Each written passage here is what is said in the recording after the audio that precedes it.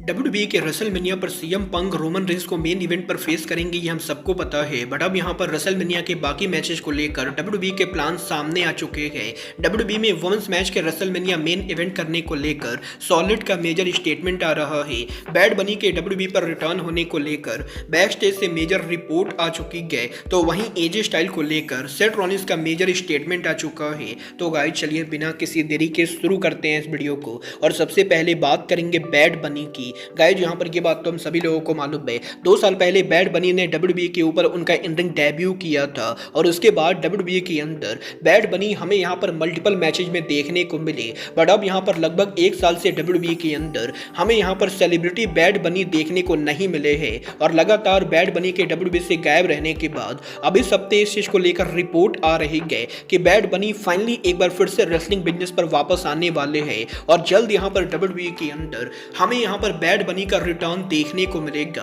और बैड बनी WWE के किस शो पर रिटर्न करेंगे और इस बार वो किसके साथ स्टोरी लाइन में काम करेंगे ये तो कंफर्म नहीं है, बट यह यहाँ पर कंफर्म हो चुका है कि बैड बनी जल्द यहाँ पर कंपनी पर वापस आने वाले हैं। बट बैड बनी के रिटर्न के इस रिपोर्ट के बाद अब निकी बेला ने उनके लेटेस्ट इंटरव्यू के ऊपर बैड बनी के WWE पर रिटर्न को लेकर बात की, जहां पर निकी बेला का ये कहना है कि रिसेंटली एक अवार्ड शो के ऊपर निकी बेला बैड बनी से मिली थी और बैड बनी से बात करने के बाद निकी बेला डेफिनेटली ये बोल सकती है कि बैड बनी भी WWE पर वापस आना चाहते हैं और निकी बेला पर्सनली ये चाहती है कि वो WWE के अंदर बैड बनी की ऑन स्क्रीन मैनेजर बने और वो WWE के टेलीविजन के ऊपर बैड बनी के साथ ऑन स्क्रीन पर काम करना चाहती हैं। बोल अब ये तो WWE के ऊपर है कि वो यहाँ पर निकी बेला को ऑन स्क्रीन मैनेजर बनाते हैं या नहीं। बट गाइस चलिए फिलहाल आगे बढ़ते और बात करते हैं WWE के retired superstar phenomenal one AJ Styles की। बल बात करें अगर यहाँ पर एजे स्टाइल्स की तो ये बात तो हम सभी लोगों को मालूम है, एजे स्टाइल के WWE से रिटायर होने के बाद काफी सारे रेसलर एजे स्टाइल को रेसलिंग बिजनेस में उनके कंट्रीब्यूशन के लिए थैंक यू बोल रहे गए।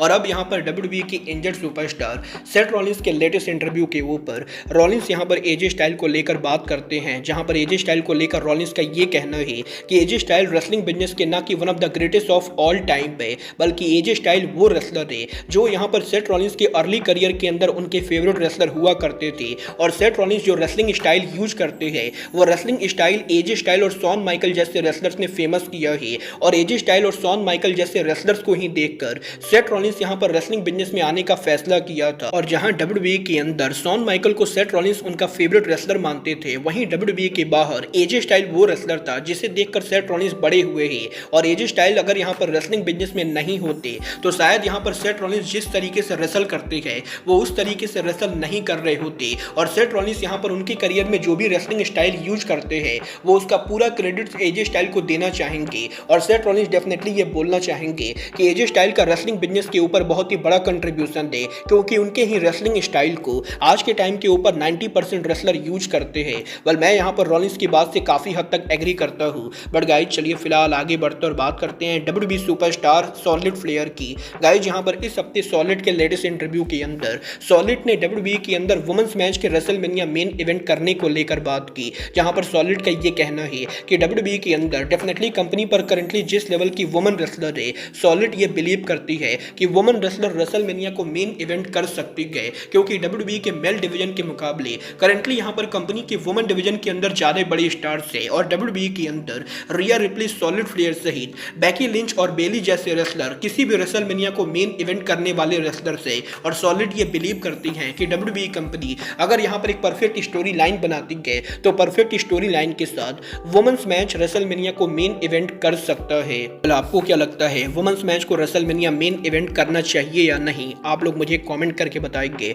बट गाइस जहां तक बात रही रेसलमेनिया के मेन इवेंट की, तो यही रेसलमेनिया के मेन इवेंट के ऊपर सीएम पंक के रोमन रेंस को फेस करने से पहले सीएम पंक ने उनके मेडिकल कंडीशन को लेकर बात की, जहां पर सीएम पंक ये क्लेम करते गए कि WWE के अंदर 2 साल पहले कंपनी पर जब वापस आए थे उस समय सीएम पंक की जो मेडिकल कंडीशन थी और सीएम पंक जिस लेवल के ऊपर परफॉर्म कर रहे थे, सीएम पंक करंटली उसके मुकाबले काफी बेटर फील कर रहे गए। और WWE के अंदर पिछले 1 साल में ना तो सीएम पंक को किसी तरह की कोई भी इंजरी हुई गए, ना ही सीएम पंक के मैचेस के बाद उनके बॉडी के अंदर कोई भी पेन हो रहा है। और CM Punk currently physical level के ऊपर उनके करियर में यहाँ पर काफी बढ़िया फील कर रहे गए और वो जिस लेवल के अंदर WWE पर परफॉर्म कर रहे गए वो ये बिलीव करते हैं कि आने वाले बहुत ही लंबे टाइम तक वो WWE के ऊपर हाई लेवल के ऊपर परफॉर्म कर सकते हैं। और अगर यहाँ पर उनकी बॉडी आने वाले टाइम में भी ऐसे रहने वाली है तो वो यहाँ पर लंबे टाइम तक डब्ल्यूडब्ल्यूई से रिटायर नहीं होंगे, क्योंकि वो करंटली ये बिलीव करते हैं कि उनके लंबे 20 साल के करियर में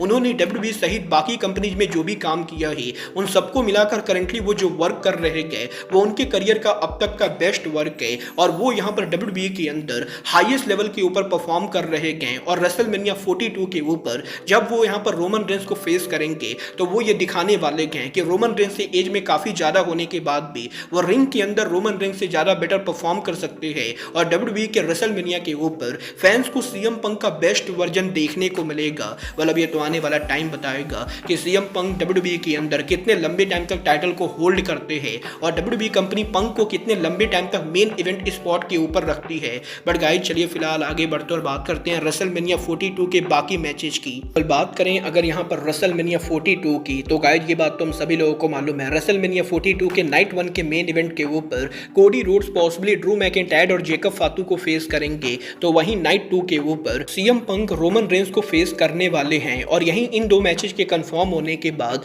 अब इस चीज को लेकर रिपोर्ट आ रही है कि रेसलमेनिया 42 के ऊपर कंपनी यहाँ पर शो के ऊपर जो बाकी मैचेस करने वाली है उन मैचेस को लेकर कंपनी के अंदर अब भी यहाँ पर प्लानिंग पूरी तरह से क्लियर नहीं हुई है। और वैसे तो डब्ल्यूडब्ल्यूई ने एक सेट ऑफ मैच तैयार कर लिया है जो रेसलमेनिया के ऊपर पॉसिबली वो करने वाले हैं। बट अभी क्रिएटिव लेवल के ऊपर कंपनी के अंदर रेसलमेनिया पर कौन कौन से रेसलर फीचर होंगे ये यहाँ पर फाइनलाइज नहीं हुआ है। और रेसलमेनिया के दो मेन इवेंटेज को छोड़कर बाकी मैचेज यहाँ पर शो पर किस ऑर्डर में होंगे और कौन सा रेसलर किस मैच में इन्वॉल्व होगा डब्ल्यूडब्ल्यूई ने अभी तक ये डिसाइड नहीं किया है। और जहां नॉर्मली कंपनी हर साल रॉयल रंबल से पहले रेसलमेनिया को लेकर सारी प्लानिंग कर लेती है, वहीं इस साल रॉयल रंबल के ओवर होने के बाद भी डब्ल्यूडब्ल्यूई अब तक रेसलमेनिया के मैच कार्ड को डिसाइड नहीं कर पाई है, जो डेफिनेटली मेरे हिसाब से डब्ल्यूडब्ल्यूई के लिए बिल्कुल अच्छा नहीं है। और देखना दिलचस्प होगा कि रेसलमेनिया 42 के ऊपर कंपनी यहाँ पर कौन कौन से मैचेज करती है। बट गाइज अब आज के इस वीडियो में बस इतना ही, मैं मिलता हूँ आपसे अपने अगले वीडियो पे।